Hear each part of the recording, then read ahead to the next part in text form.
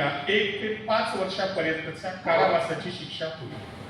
म्हणजे एकतर समितीकडे सुद्धा प्रकरण चालू राहील आणि इकडे न्यायालयात सुद्धा संबंधिताचं प्रकरण चालू राहील. आता जर आरोपीला म्हणजे जो कोणी अत्याचार केलेला आहे त्याच्याकडनं आर्थिक दंड वसूल करायचा असेल तर समितीला तो सुद्धा अधिकार आहे की संबंधिताच्या पगारातून किती रुपये कपात करायचे, किती दिवसापर्यंत करायचे. हे कशावरून ठरलं जातं की लैंगिक छळ झाल्यामुळे महिलेच्या करिअरमध्ये तिचं किती नुकसान झालंय, तिचा मानसिक शारीरिक छळ झाल्यामुळे तिला उपचाराला किती खर्च आलाय आणि जो कोणी आरोपी आहे त्याचा खर्च करण्याची म्हणजे त्याचा पगार किती आहे या सगळ्या बाबींचा विचार करून संबंधितावर आर्थिक दंड सुद्धा बसवला जातो. आणि जर त्याला नोकरी नसेल तर त्याला मान्य जिल्हाधिकाऱ्यांकडे जमीन महसुली कायद्यानुसार त्यांच्याकडनं वसुली सुद्धा त्याच्याकडनं केली जाते. हा एवढा भयंकर कायदा आहे. ओके, आता ह्या ज्या आस्थापना आहेत या आस्थापनांमध्ये जर एखादी समिती स्थापन नसेल तर त्याला किती दंड आहे. जर समिती तुमच्या आस्थापनेत स्थापन नसेल तर त्या एचओडीला 50,000 रुपयाचा दंड आहे पहिल्या वेळेस. त्याच्यानंतर तिथं जर प्रकरण ही पुन्हा पुन्हा घडत असतील तर ती कंपनी रद्द केली जाऊ शकते. आता हा कायदा केवळ खासगी क्षेत्रासाठी आहे म्हणजे सरकारी क्षेत्रासाठी आहे का तर नाही. सर्व दुकानं हे आपले शहरातले मॉल्स, मूवी थिएटर्स, हॉटेल्स सगळीकडे हा कायदा आहे. जे खासगी आस्थापनांसाठी सुद्धा हा कायदा महत्वाचा आहे. मग आता ह्या ठिकाणी समिती स्थापन नसेल त्याला पहिल्यांदा 50,000 रुपये दंड. एखादी घटना तिथं पुन्हा पुन्हा घडत असेल तर संबंधिताचं लायसन्स रद्द केलं जातं. त्याच्यानंतर तिथले जे काही कर्मचारी असतील त्याच्यावर एफआयआर सुद्धा दाखल केली जाऊ शकते. हे त्यानुसार तिथे गुन्हे आहेत. आता हे होतं कायद्याचं स्वरूप. आता या कायद्याच्या संदर्भाने ज्या काही महत्वाच्या केसेस भारतीय इतिहासात घडलेल्या आहेत तर त्यामध्ये जे प्रकरण गाजलं मागे आपण मी टू नावाची एक चळवळ ऐकली होती बघा. 2018ची ती चळवळ आहे. त्यामध्ये एक अभिनेत्री होती नाही तनुश्री दत्ता. नाना पाटेकरवर तिने आरोप केला होता आणि त्यानंतर मग बऱ्याच जणांनी ते आरोप म्हणजे एका या कर्मचाऱ्यावर त्या ऍक्टरवर इव्हन तो आपला हम आपके हे कोण मधला तो आहे ना तो जसं हा आलोकनाथ त्याच्यावर आरोप आल्यावर तर म्हणजे मी तर शॉकच झालो. म्हणजे किती त्याला पारिवारिक दाखवलं जात होतं. त्याच्यावर सुद्धा हा आरोप करण्यात आलेला आहे.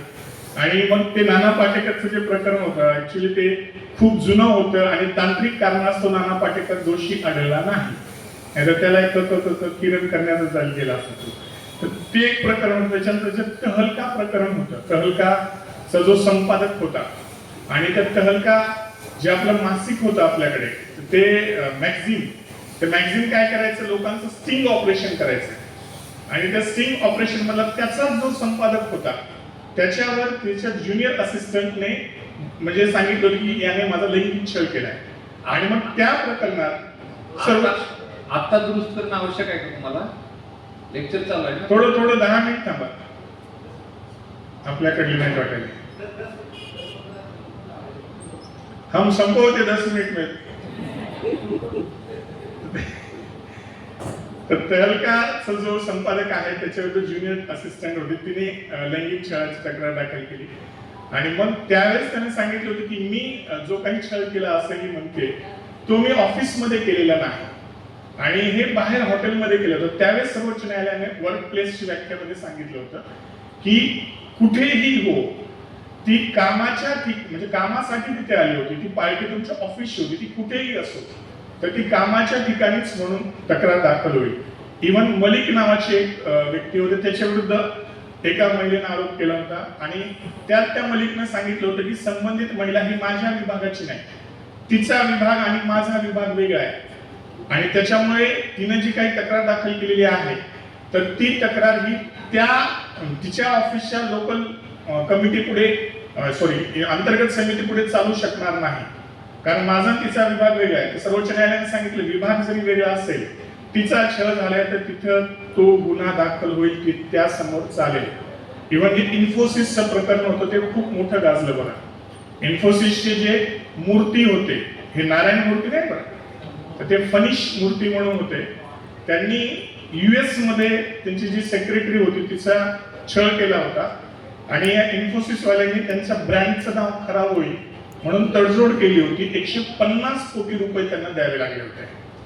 हा जो फनिश मूर्ती जो होता हा पुन्हा दुसऱ्या कंपनीत गेला, तिथं पण हे बेन सुधारलं नाही, तिथं सुद्धा याच्यावर तोच गुन्हा दाखल झाला आणि त्याला सुद्धा आयगॉट कंपनीमधून काढून टाकलं आणि मग त्याला जेलमध्ये टाकण्यात आलेलं होतं. त्याची इव्हन न्यायमूर्तीवर सुद्धा ही गुन्हे दाखल झालेली आहेत. रंजन गोगोई जे सर्वोच्च न्यायालयाचे सरन्यायाधीश होते, 2019चं प्रकरण आहे. त्यामध्ये पुराव्या अभावी ते सुटले, पण गांगुली जे होते बंगालचे, ते मानवाधिकार आयोगाचे अध्यक्ष होते, सर्वोच्च न्यायालयाचे न्यायाधीश होते. त्यांनी इंटर्नला जी मुलगी येते तिच्यावर लैंगिक छळ केला म्हणून तिच्यावर आरोप होता आणि ते सिद्ध झाला आणि संबंधिताला बंगाल मानवी हक्क आयोगाचे जे अध्यक्षपद होतं ते सोडावं लागलं. बघा, हे अशी खूप प्रकरणं आहेत की जे आपल्याला सांगतायत की आपण हा लैंगिक छळ करता कामा नये.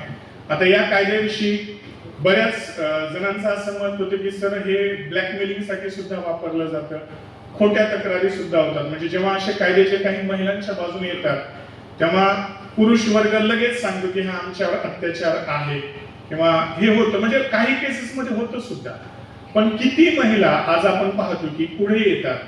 म्हणजे एक विभाग आहे, तसं मी नाव नाही सांगणार कारण गोपनीयता ही प्रत्येक बाबतीत असली पाहिजे.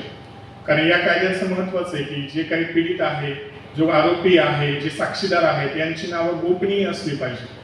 या कायद्याअंतर्गत जो काही निर्णय दिलेला आहे, जी काही कार्यवाही दिलेली आहे ती सुद्धा पब्लिश होता कामा नये. पण जी एखाद्या महिलेचा न्याय मिळाला तर वृत्तपत्रात तो न्याय मिळाला ही बातमी देता येऊ शकते, कारण इतर महिलांनी पुढे यावं जर त्यांच्यावर अत्याचार झाला तर हा हेतू.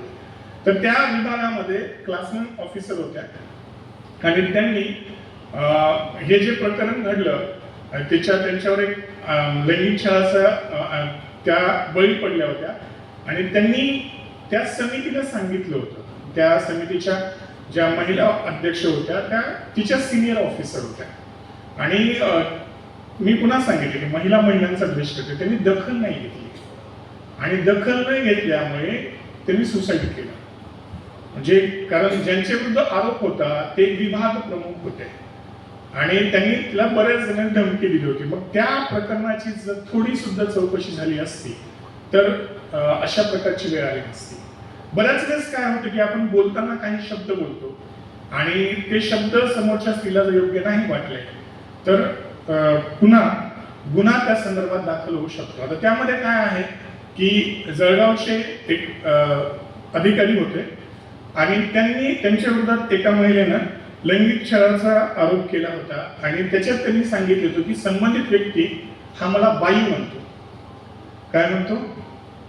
बाई. आणि तिकडं म्हणजे ती पश्चिम महाराष्ट्रातली होती, पुणेरी महिला, त्यांच्याकडे बाई म्हणजे त्या भागामध्ये बाई हा शब्द जो आहे तो चांगल्या स्त्रीसाठी नाही वापरते, त्यांचं ते होतं आणि या एकाच शब्दावर तिने त्या संबंधित व्यक्तीवर गुन्हा दाखल केला होता आणि तो जो अधिकारी आहे तो प्रचंड डिप्रेशन मध्ये आला आणि रात्री मग आता शेवटी काय आपण जेव्हा आपण डिप्रेशन मध्ये असतो तेव्हा काय करतो? घेतो नाही, कोण आहे ते घेतो म्हणाले, अजून वेळ झालेली नाही. काय करतो आपण? आपले जे जिवलग मित्र आहेत ते जिवलग मित्रांना या गोष्टी शेअर करतो आणि मग त्यांनी मेसेज केला की त्यांचे जे मित्र होते यार मला खूप टेन्शन येतंय कारण त्यांची सुनावणी होती दुसऱ्या दिवशी आणि जर याच्यात काही झालं तर म्हणजे मी एवढं चांगलं काम केलेलं आहे आणि मग माझी बदनामी होईल आणि मला खूप काही कसं येत होते आणि मी रात्रीतूनच झोपेच्या गोळ्या घेण्याची मला इच्छा होते. मग आता शेवटी काही झालं तरी दोस्त महत्वाचा आहे ना, हर एक दोस्त. असे 4 माणूस कमी ना होता, असे 4 दोस्त असले पाहिजेत बरं आयुष्यात की ज्याला तुमच्या आयुष्यातले सगळे चांगले धंदे, सगळे कृष्ण कृत्य माहिती पाहिजे आणि जर हे 4 माणसं तुम्ही कमवली तर तुम्ही जिंकला. हे महत्वाचं आहे. वाजवा टाळ्या, वाजवा. आपलं कसं झालं इतकं म्हणजे टेन्शन मध्ये घेत आहे का असले पाहिजे, कारण शेवटी गेल्यावर कोणीतरी ओढून नेलं पाहिजे. तसं ते मित्र गेले त्याच्या घरी, उठवलं त्यांना. त्यांची मिसेस काय झालं एवढ्या रात्री? वहिनी तुम्ही शांत बसा, आम्ही त्याला बाहेर घेऊन चलतो. घरी यावं तुला सांगितलं होतं, घरी मार खाईल पोटभर. माझं त्याच्यानंतर मग त्यांनी सांगितलं असं असं झालं, तू सांग की आमच्याकडे बाई हे बहिणीला म्हणतात. आणि मग ही गोष्ट त्याने समिती समोर सांगितली आणि मग तो निर्णय सुटला. म्हणजे हे शब्द सुद्धा तुम्हाला ह्या म्हणजे अशा गोष्टीत अडकवू शकतात. म्हणजे हा कायदा अशा पद्धतीचा आहे. त्याच्यामुळे आपण सावध राहा. म्हणजे अजून एकाचा प्रश्न असा होता की सर एका ऑफिसमध्ये सगळेच पुरुष कर्मचारी आहेत, तर तिथे या समितीची आवश्यकता आहे का? कारण पीडित कोण आहे? महिला. कारण याच्यावर गुन्हा दाखल कोण करू शकते? फक्त महिला, बाकी कोणी करू शकत नाही. मग तिथं आवश्यक आहे का? तर हो, तिथं पण आवश्यक आहे. कारण तिथं कामासाठी महिला येणार नाही कधी. मग त्यांचा छळ केला, तुम्ही मध्ये गेला, तिथं सुद्धा ही समिती आवश्यक आहे. ठीक आहे. तर